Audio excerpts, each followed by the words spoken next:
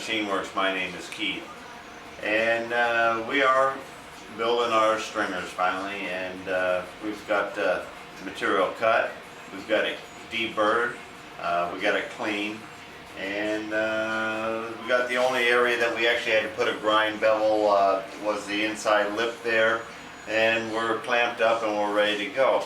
One of the first things I like to share with you is just I have a box here, and I try to keep a box or a bucket of just 1 by 1/8 inch, 3 inch long angles. You're always just wanting to grab something and clamp it up, and also you might tack with it, this or that, and then you can rip it off, you can throw it away, and there's no heartburn. Or if they got splatter on them at your leisure, you can go ahead and you can knock off the splatter or whatever. But I got them clipped on here, so basically I can set this down. This angle here is going to hold that square.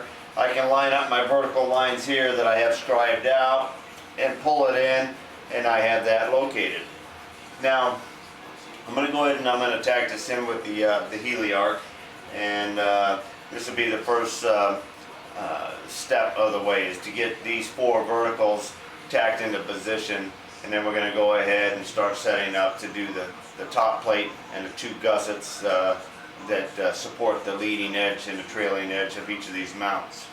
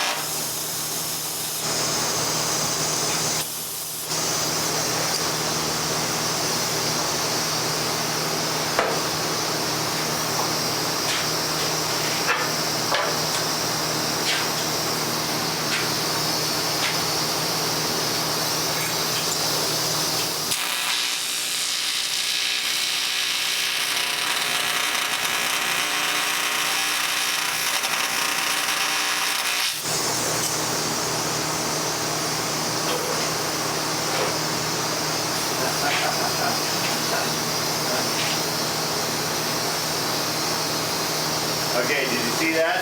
The ground clamp was on that side right there, and I was holding the ground through one piece of 3/32 welding rod there for that last tack. Alright, it's not a good idea. You should put your ground right on your part. And it works a lot better that way. Just wondering what was going on. And, yeah, okay. We got that on video.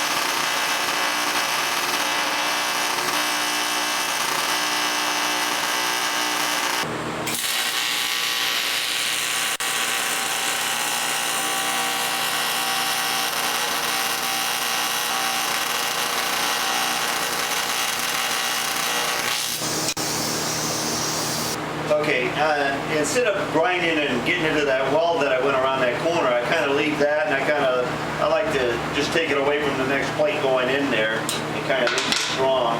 Now we're sitting here and we got just a skosh on the length, so I'm going to come in here and I'm going to get that flat right there, just a little kiss there, and it's going to lower this thing down in, and this will butt exactly right, and I'll have that good fit right in there.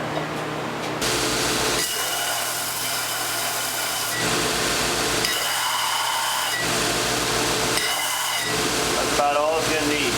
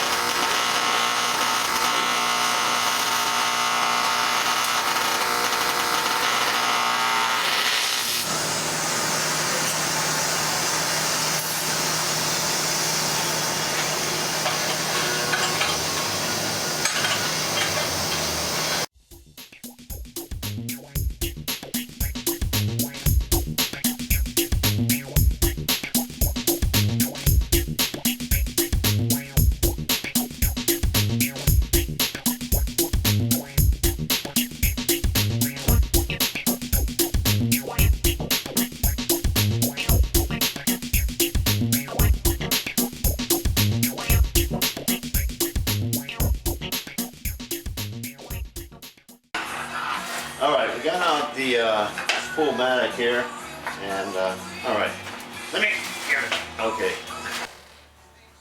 Alright, on these aluminum stringers, we're going to go ahead and use our old 250, Millermatic 250 here. I think this, I say old, it's like 12 years old or so. We looked in on the cheat chart in here. Of course, the cheat chart only lists for argon. We're using argon helium mix, the 2575. And inside the chart on regular argon at 3/8 thickness was 28 volts.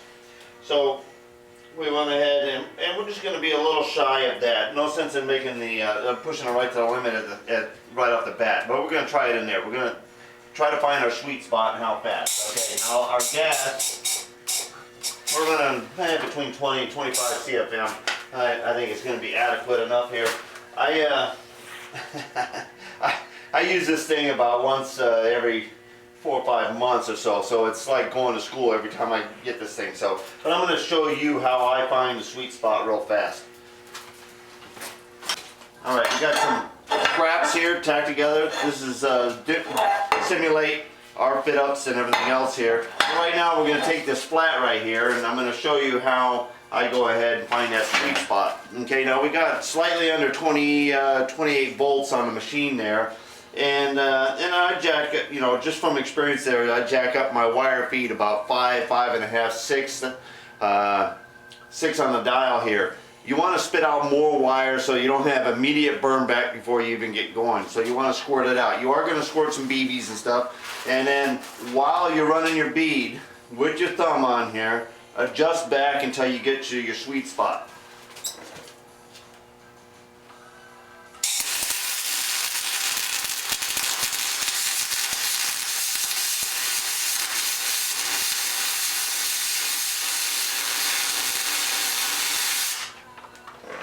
Alright, it took me 2 inches to find my sweet spot.